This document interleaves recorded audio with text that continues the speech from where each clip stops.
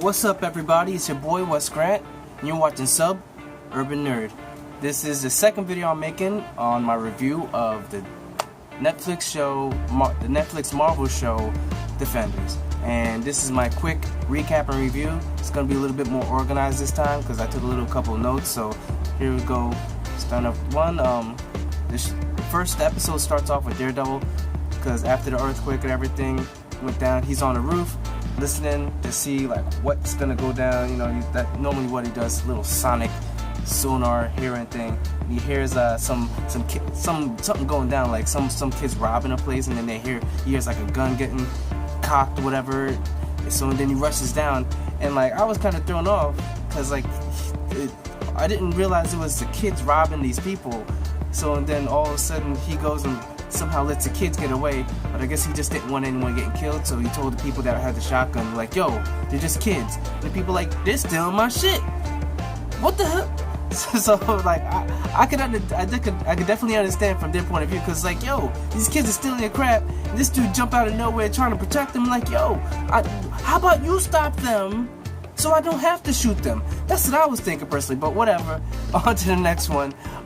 Then it goes to the scene where Trish, she gets to a radio, she gets to her job, and then she's doing her thing, and she's taking in calls about the earthquake, whatever. And then she gets a mysterious call, not mysterious, but a caller calls in, and she was like, it's okay to be afraid. She was like, I'm not afraid, and I'm not a conspiracy theorist. That wasn't an earthquake. Earthquakes, the center is usually 50 miles underground. This thing was only 300 feet underground. And then she was like, what?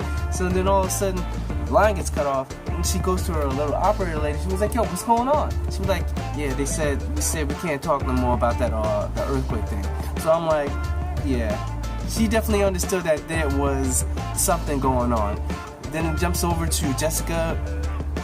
She's over in the crime scene where she found a dynamite or whatever, and Misty's asking her questions, and then she's like, yo, I don't know, and she's basically calling the dude a punk, like, yo, who's this, like, yo, who's this chump asking me these questions? So and then they let her go, and then she steals some evidence, and then Misty notices she steals evidence, chased after her, but Jessica's jumping down the thing, so she's on track of her. And then it goes over to Iron Fist and what's it called?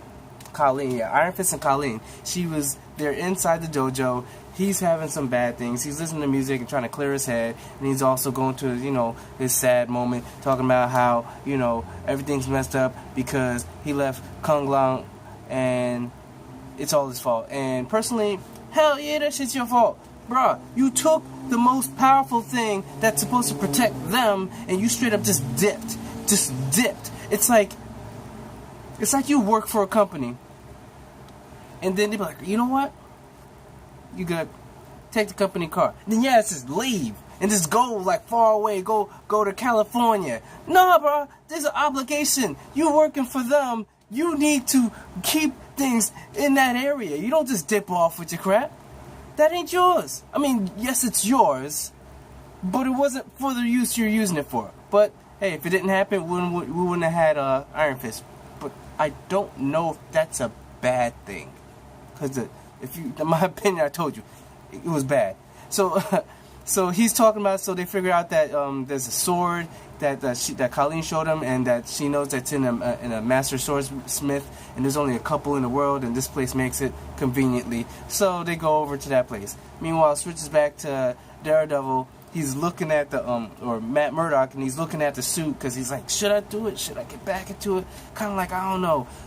He's kind of struggling with it, but he right before he kind of goes to put it on or whatever, he gets a call from Foggy, and he's like, all right, I'll meet you at the bar. So he goes over to the bar. Foggy's like, yo, how you doing?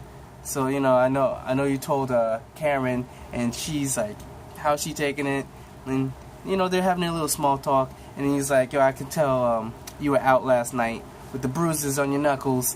And then, Matt's kind of like, so this is why you called me, just to check up? He was like, no, I called to give you some things. I'm trying to help you. I'm trying to help you not be the Daredevil. So here's a bunch of paperwork that I can't handle, and here you go. He was like, yo, I don't want your sloppy seconds, son.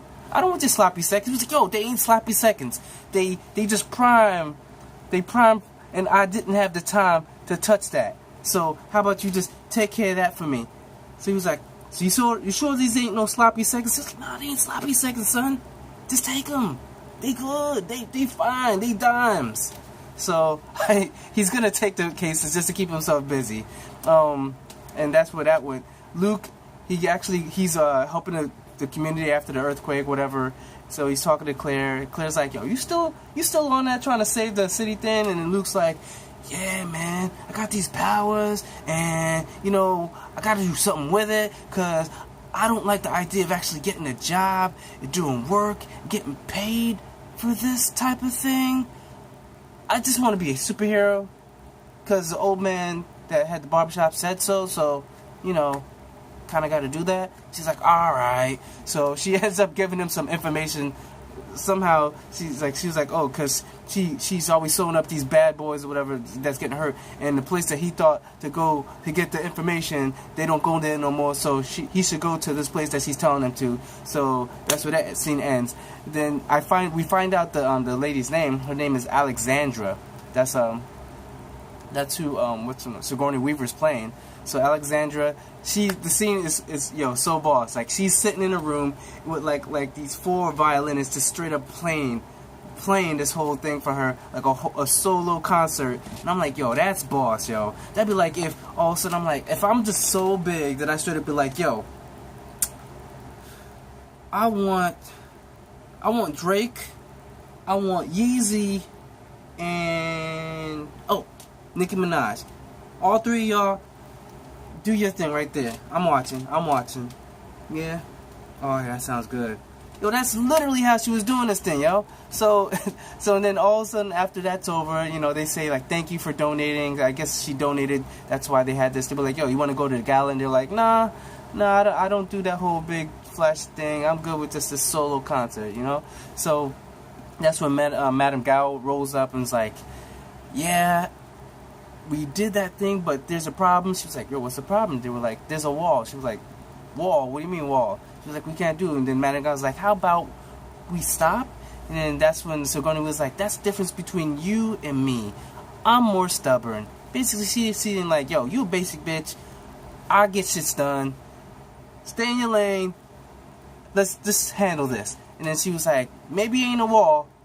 Maybe it's a door, because they're always planning for something. So they wouldn't, if they wanted to get rid of stuff, they would have just got rid of it. It's probably a door for in case they need to use it. So then that's when Madame Gao was like, you know what, you're right. So that ends that scene.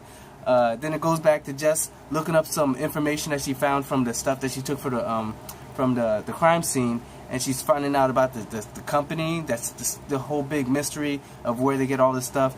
And then while she's looking, and she go to another place, Jerry, what's her name? Jerry Hogarth. She's the lawyer chick. She rolls up and she's like, "Oh, what you doing, Jessica?" And Jessica's like, "Why you want to know?" And she was like, "Whatever you're gonna do, it's federal investigation. You don't want to get caught up in this. You really should stay out of it." And Jessica's like, because you said that, now I'm getting into it. Basically, it's like Jessica just has this thing to be so bad that anything anyone tells her, she does the opposite. So, like, people should try and do some reverse psychology on this chick, because it's like, at some point, you gotta wonder, it's like, hey, how about you go and investigate that company? Because I want to know what's going on. Then she'd be like, you know what? I don't need this. I'm not going to investigate nothing. So, I'll say like this.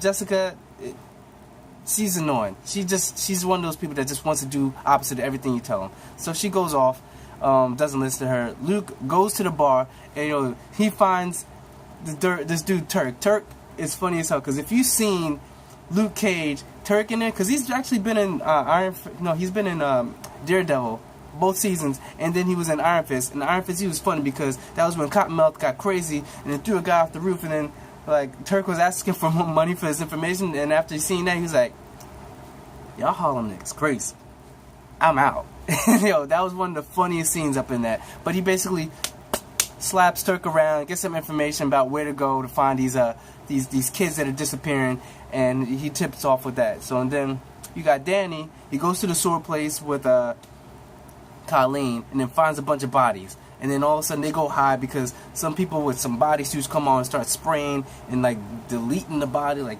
disintegrating or something like that. It looks like that's what they were doing. And then Luke goes and he finds out, and it happens to be the place where the kid went to, where Danny was. So he goes and he finds the kid over there. And then Jerry tells Foggy to go and follow Jessica Jones because she's like, yo, this chick don't ever listen.